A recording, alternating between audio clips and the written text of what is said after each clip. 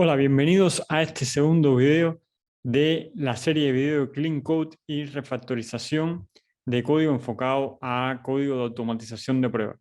En el primer video estuvimos viendo una introducción a Clean Code y a refactorización, y en este segundo video vamos a estar viendo en detalle ejemplos concretos de cómo hacer nuestro código limpio a nivel de sistema. Cuando hablamos a nivel de sistema, que a nivel de sistema me refiero a la arquitectura de cómo nosotros implementamos los frameworks de pruebas de automatización. Después, en el próximo video, estaremos viendo cómo hacer nuestro código limpio a nivel de clase, es decir, bajaríamos un escalón más. Digamos que a nivel de sistema estaríamos viendo el framework completo a nivel de organización de los diferentes módulos. Después, para poder implementar estos módulos, necesitamos que nuestras clases también sean limpias para mantener nuestro código de automatización limpio, y después las clases, que es como un subgrupo más pequeño que el sistema, tenemos los métodos, que los métodos son los que nos permiten también que nuestras clases también sean limpias, tengamos código limpio tanto a nivel de arquitectura como de clases y métodos dentro de nuestro sistema.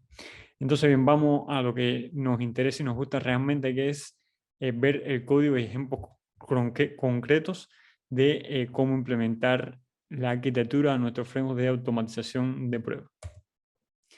Bien, Clean Code a nivel de sistema. ¿Cómo hacemos que nuestro código sea limpio a nivel de automatización de pruebas? Cuando estamos automatizando, cuando estamos programando nuestro código de automatización de pruebas. Bueno, para que nuestro código sea limpio, nos tenemos que enfocar principalmente en los niveles de abstracción de nuestro framework de automatización y los niveles también de modularidad. ¿Y cómo esto lo vemos en un framework de automatización? Bueno, para hacer que nuestro framework sea modular, sea escalable y sea un código limpio, lo fundamental o el principio fundamental que debemos cumplir es que nuestro sistema cumpla o esté basado en la arquitectura de 3 capas. Como mínimo debemos tener estas 3 capas en nuestro sistema. Debemos tener una capa que la podemos denominar la capa de escenarios de prueba, otra capa donde tendríamos la lógica del negocio, y una tercera capa donde tendríamos la librería que nos permite automatizar las pruebas. Vamos a ver ahora en detalle qué son cada una de estas capas. Cuando hablo de capa a nivel de escenario o el módulo de escenario de prueba, a lo que me refiero es a donde nosotros escribimos con código lo que hace el caso de prueba. Y estaríamos detallando en esta capa de escenario de prueba el escenario como tal, los pasos por lo que está construido nuestro caso de prueba. Que una manera de verlo, el ejemplo más concreto, fácil de entender, pudiera ser Gherkin. Cuando en Gherkin escribimos los casos de prueba, este sería el módulo de escenario de prueba. Después tendríamos el módulo o la capa de lógica del negocio, que es la que nos va a permitir, lo que nosotros debemos representar en negocios de nuestro sistema, en nuestro framework de automatización, para organizar nuestro framework, nuestra arquitectura, y poder hacer legible y limpia, ¿no?, la manera de nosotros interactuar con nuestro sistema, que después, si bien un desarrollador externo, un nuevo Code Automation, pueda entender el negocio del sistema y leyendo el código pueda saber a qué parte del código se refiere el sistema. Un ejemplo claro con esta capa de negocio para que quede simple de entender es, por ejemplo, si nosotros estamos en un sistema o una aplicación automatizando lo que tiene un login, dentro de la lógica del negocio debemos tener una clase que represente el login, que dentro de la lógica del negocio es donde aplicamos los patrones de diseño de la automatización, que pueden ser el PageObject, por ejemplo, o el Screenplay, que son de los dos más conocidos.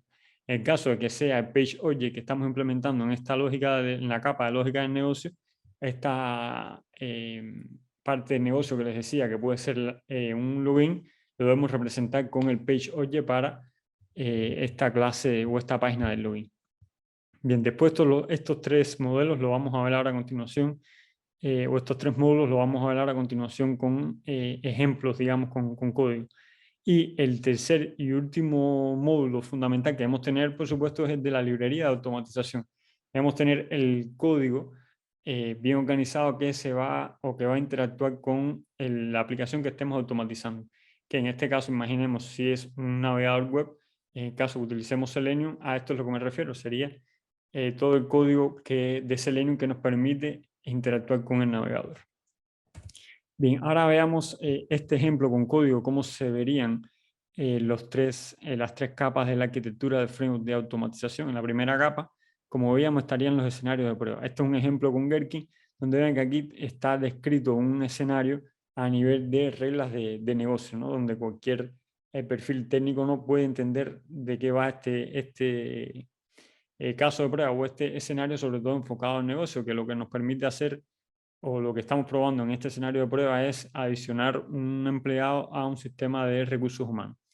Después vemos la lógica del negocio, que, claro, los escenarios de prueba, esta capa termina utilizando la lógica del negocio y la lógica del negocio usa las librerías de automatización. Entonces, la lógica del negocio, aquí es donde vamos a tener la representación o vamos a modelar nuestras reglas de negocio. Por ejemplo, tenemos la página del empleado. En este caso estamos utilizando, en este ejemplo, el patrón PageObject. Tenemos un objeto aquí, employee page, que lo que va a hacer es adicionar un empleado.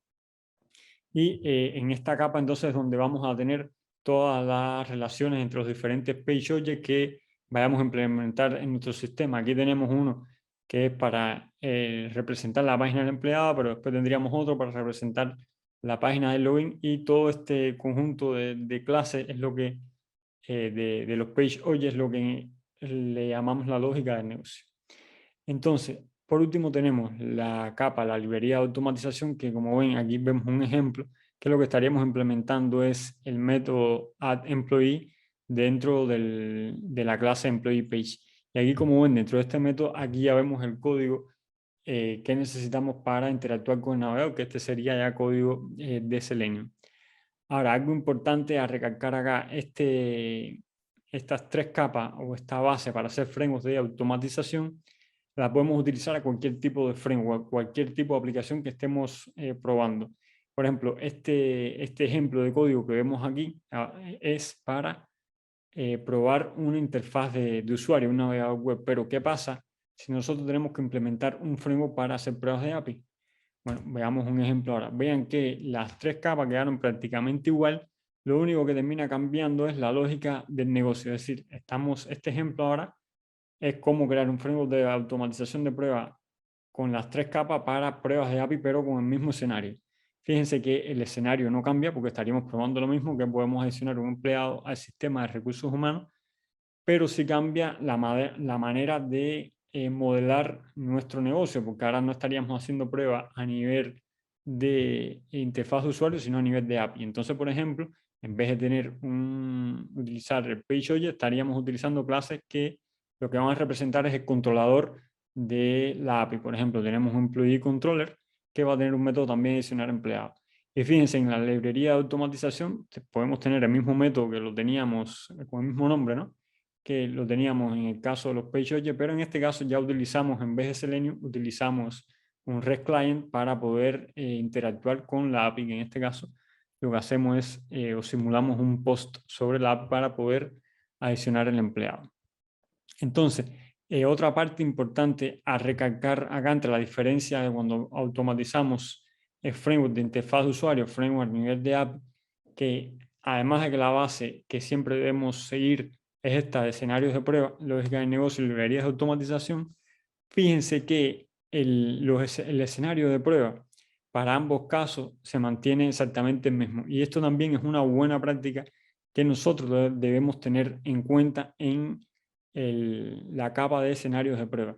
Cuando estamos escribiendo escenarios de prueba, sobre todo cuando estamos utilizando Gherkin, una buena práctica es escribir nuestros casos de prueba a un nivel de abstracción que sea entendible a nivel de reglas de negocio, que este es, digamos, el propósito principal que tiene Gherkin en los escenarios de prueba, que el Gherkin sea entendido por perfiles técnicos y no técnicos, ya sea un product owner, un desarrollador, un tester manual, cualquiera dentro de nuestra empresa puede entender estos escenarios. Y entonces, para que esto sea entendible, lo más importante es escribirlo a alto nivel.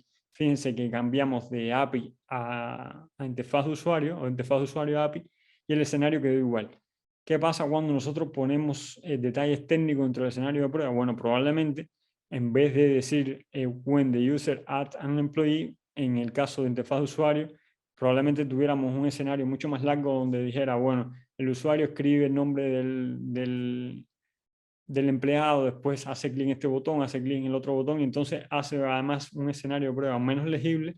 También es más frágil porque a medida que cambien los detalles de la implementación de nuestro sistema, imagínense que cambia la interfaz de usuario, nosotros también vamos a tener que ir manteniendo entonces el escenario de prueba.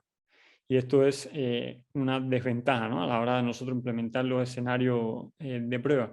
Entonces, como buena práctica, tengan en cuenta siempre que los escenarios de prueba los debemos escribir a un nivel de reglas de negocio y no especificando los detalles de la implementación. Y ahí ganamos dos ventajas. Uno, que sea más legible de entender, y otro, que cuando la implementación del sistema que nosotros estamos probando cambie, nosotros no vamos a tener que estar cambiando constantemente el escenario de prueba. Solamente el escenario de prueba lo vamos a cambiar cuando realmente cambie una regla del negocio, que en ese caso sí estaría bien cambiarlo. Y de esta manera hacemos que nuestro sistema también sea más fácil de mantener, porque lo vamos a tener que cambiar menos a medida que haya cambio. Bien, entonces, como para ir resumiendo esta parte de sistemas, vamos a ver algunos tips o consejos, ¿no?, recomendables a la hora de implementar los frameworks de automatización basados en esta arquitectura de 3 capas. Los escenarios de prueba, evitar detalles técnicos. Esto es lo que veíamos anteriormente. Como les decía, debemos evitar detalles técnicos, hacerlo los escenarios de prueba que sean que describan las reglas de nuestro negocio y no los detalles técnicos de la implementación, de que se hace un request o se hace clic en un botón determinado. Y con esto también vamos a ganar que a este nivel de escenario también nuestro código sea más limpio y más fácil de entender. Como segundo consejo, también los módulos deben tener responsabilidades definidas. Aquí el ejemplo más claro está en, por ejemplo, cuando nosotros hablamos en módulos de la librería de automatización. Aquí tenemos el código de Selenium. Que tenga una responsabilidad definida, es que este módulo o esta capa solamente va a tener el código para interactuar con la aplicación que vamos a probar. Entonces no debería haber código de Selenium en la capa de la lógica del negocio. ¿Ya? Entonces, de esta forma, cuando nosotros implementamos un caso de prueba, no nos vamos a encontrar que estamos llamando un page object, que estamos llamando directamente a hacer clic en un botón. Solamente a nivel del caso de prueba, el escenario de prueba, el código que vamos a leer va a ser el código del page object. Y esto hace que nuestro framework sea más legible, nuestro código sea más legible, más limpio, y que también escale de esa manera. Cuando tenemos los módulos y la responsabilidad de cada módulo bien definida. Y esto también ayuda a que cuando entre alguien nuevo dentro de nuestro equipo, va a tener claridad también de cómo llevar la implementación, porque si tenemos todo el código mezclado, donde tenemos la lógica del negocio, agregamos también código de la librería de automatización, cuando alguien entra nuevo en el proyecto y va a hacer un cambio, bueno, ¿dónde va a agregar el código? No va a saber. Y entonces esto hace que nuestro código cada vez vaya peor y sea menos mantenible. Y por último también crear módulos independientes, escalables y reutilizables. Como yo les comenté, estos serían los 3 módulos base que debemos tener en un framework de automatización de prueba, pero claro, a la vez que se va haciendo más complejo o la complejidad del sistema que vamos a probar aumenta, debemos crear más módulos. Por ejemplo, imagínense que nosotros también debemos probar el acceso a base de datos. Bueno, para esto lo que se suele hacer es agregar un módulo a nuestro framework de automatización que nos permita acceder a una base de datos, hacer consultas, hacer queries. Y de esta manera debemos crear otros módulos que no afecten ya la interacción entre los 3 módulos que ya tenemos implementados como base. Es decir, estos módulos también tienen que ser bien independientes, con la responsabilidad bien definida. Una manera que a mí me ha funcionado muchísimo a la hora de crear un nuevo módulo dentro del framework de automatización es pensar que este módulo en el futuro lo voy a terminar reutilizando en otro proyecto de automatización. Y de esa manera lo construyo bien de manera independiente, que si el día de mañana lo tengo que reutilizar en otro proyecto, va a ser muy simple, y esto también ayuda a que el código sea más limpio, porque cada módulo va a quedar súper independiente en nuestro framework de automatización. Bien, entonces si nosotros debemos, si bien en ocasiones debemos agregar más módulos o código capaz más complejo dentro de nuestro framework de automatización, debemos tener en cuenta esta frase que también la tomé del libro de Clean Code, que nos dice que la complejidad nos mata, nos puede matar nuestro proyecto de automatización de pruebas o puede matar la vida de los desarrolladores o nosotros desarrolladores como QA Automation, porque hace nuestro producto más difícil de planificar, de construir y de testear. Por eso debemos encontrar como el balance correcto a la hora de nosotros implementar nuestro framework de automatización. Recuerden que la automatización de pruebas no es un proyecto que le dé ganancias directas a la empresa. No es un proyecto como el proyecto de producción, que es donde la empresa tiene las ganancias que sostiene la empresa, sino que la automatización de pruebas es un proyecto que lo que nos va a permitir es flexibilizar o construir mejor, a menor costo, el desarrollo completo de nuestro sistema, ¿no? Sobre todo enfocado a la parte de prueba, ¿no? Que va a hacer que nuestro producto salga más rápido al mercado, con mejor calidad, y este tipo de requisitos también que ayudan al final a la ganancia del proyecto. Por lo tanto, el proyecto de automatización dentro de la empresa termina siendo un costo que en ocasiones es elevado. Por lo tanto, a la hora de crear nuestros framework de automatización de pruebas, debemos tener muy en cuenta esto, que esto es un costo para la empresa que nosotros debemos reducir y tener el efecto que realmente se espera con las pruebas automatizadas, que es reducir el costo del proyecto final y también de las pruebas manuales, porque en ocasiones vemos proyectos tan complejos de automatización que en vez de reducir el costo de nuestro proyecto, lo que nos está haciendo es dando pérdidas, porque necesitamos cada vez más desarrolladores, más QA Automation, más tester manuales para poder darle soporte a toda la infraestructura.